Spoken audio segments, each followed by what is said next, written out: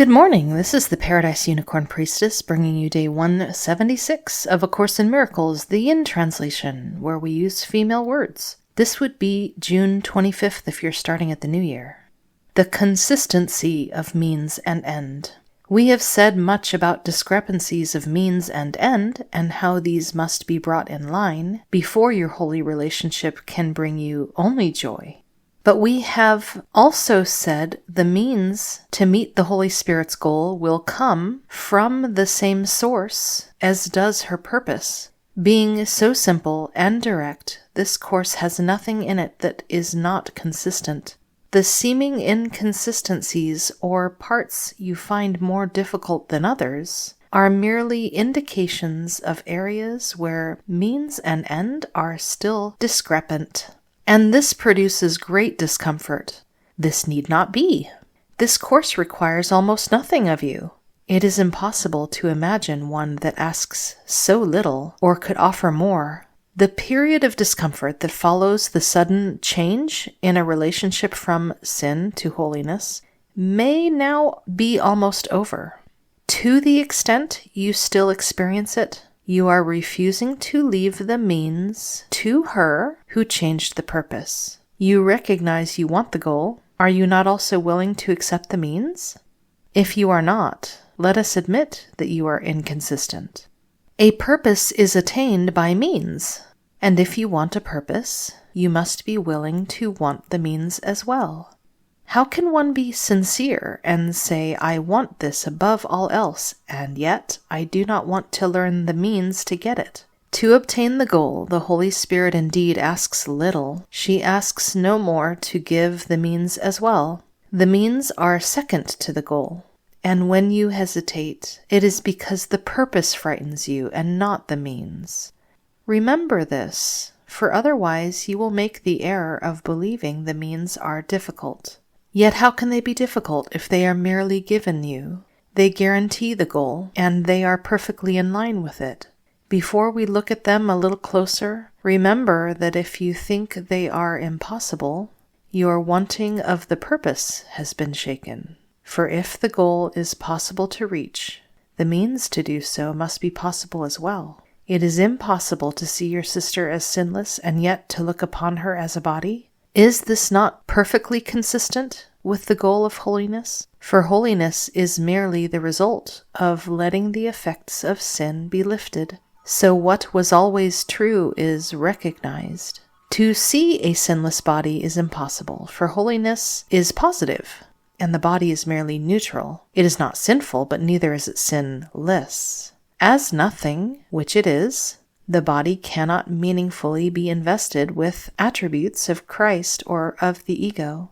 Either must be an error, for both would place the attributes where they cannot be, and both must be undone for purposes of truth. The body is the means by which the ego tries to make the unholy relationship seem real. The unholy instant is the time of bodies, but the purpose here is sin. It cannot be attained but in illusion. And so, the illusion of a sister as a body is quite in keeping with the purpose of unholiness.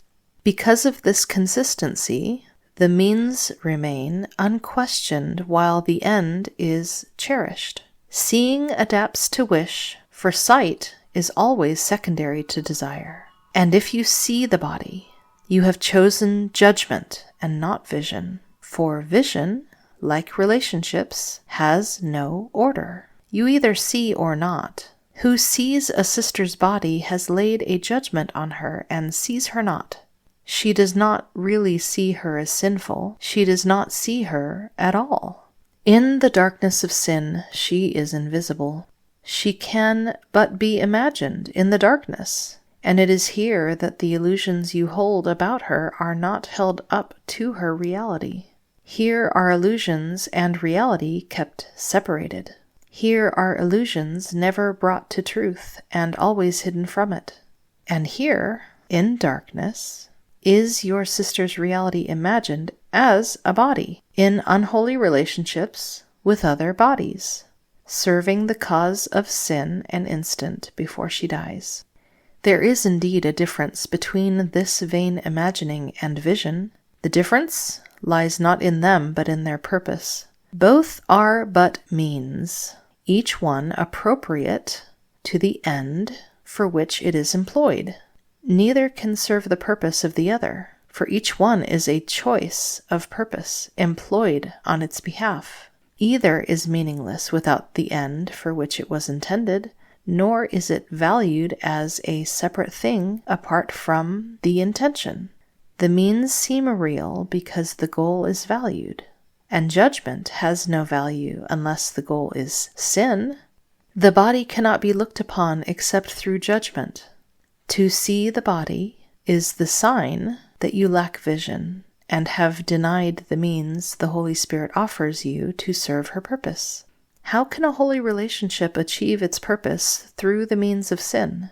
Judgment you taught yourself. Vision is learned from her who would undo your teaching.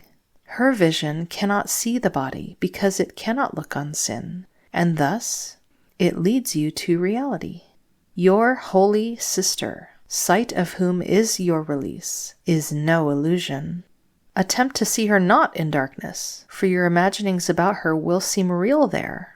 You closed your eyes to shut her out. Such was your purpose, and while this purpose seems to have a meaning, the means for its attainment will be evaluated as worth the seeing, and so you will not see. Your question should not be, how can I see my sister without a body? Ask only, do I really wish to see her sinless?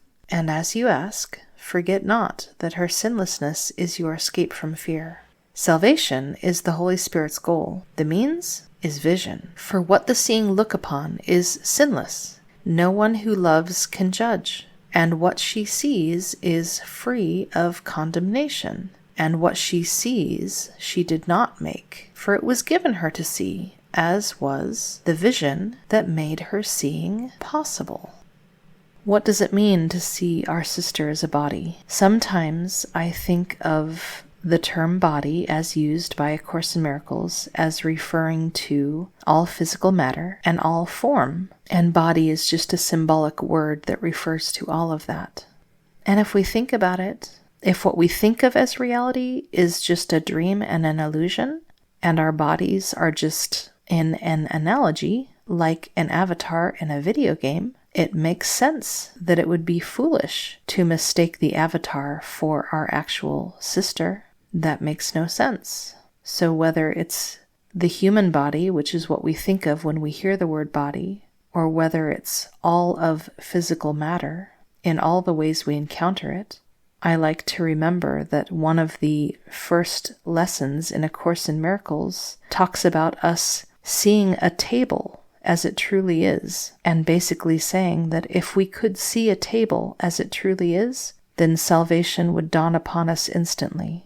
And the Course says, you might scoff at this idea. Why would the way that I see a table be so significant as to be all of salvation? Well, perhaps that's the riddle. It keeps telling us in 1,000 different ways that everything that we think our senses are telling us is not real and should be disregarded. That is the open-mindedness with which we are to instead place trust, at least a little willingness to trust. Because again, we are not even asked to have faith. Perhaps that is what it means when it says the means are given to us. We're not asked to have the means. We're just asked to doubt our doubts and be willing to replace them with trust. Just that willingness, that space, that open-mindedness that opens the door to possibility of things we never considered, never imagined, and then that is where love enters. A Course in Miracles tells us that it is impossible for a mind to attack another mind. The reason why the ego created this illusion of physical reality, where we seem to be in separate bodies, is to set up a situation where attack is even possible.